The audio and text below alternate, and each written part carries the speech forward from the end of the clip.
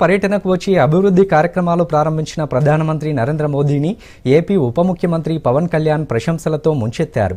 4.5 దశాబ్దాలుగా దేశ అభ్యున్నతి కోసం అహర్నిశలు శ్రమిస్తున్నారని కొనియాడారు. సదుద్దేశం, సదాశయం ఉంటే ఏదైనా సాధ్యమేనని మోదీ నిరూపించారని, భారత్ను గొప్ప దేశంగా మార్చేందుకు మోదీ కృషి చేస్తున్నారన్నారు.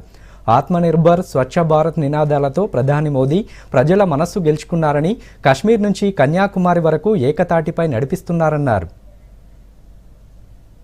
కన్యాకుమారి నుంచి కశ్మీర్ వరకు ప్రజలందరితో మమేకమై వారందరినీ ఏకతాటిపైన నడిపిస్తే అది ఆత్మనిర్భర భారత్ అవుతుంది.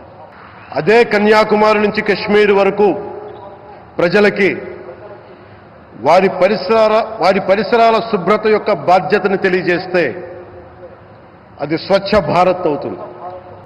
భారతదేశాన్ని ప్రపంచంలోనే 3వ బలమైన ఆర్థిక వ్యవస్థగా తీర్చిదిద్దేలా నడిపిస్తున్న మన ప్రియతమ ప్రధాని, మన గౌరవ ప్రధాని శ్రీ నరేంద్ర మోదీ గారికి నా తరపున 5 కోట్ల మంది ఆంధ్రప్రదేశ్ ప్రజల తరపున నా హృదయపూర్వక నమస్కారాలు.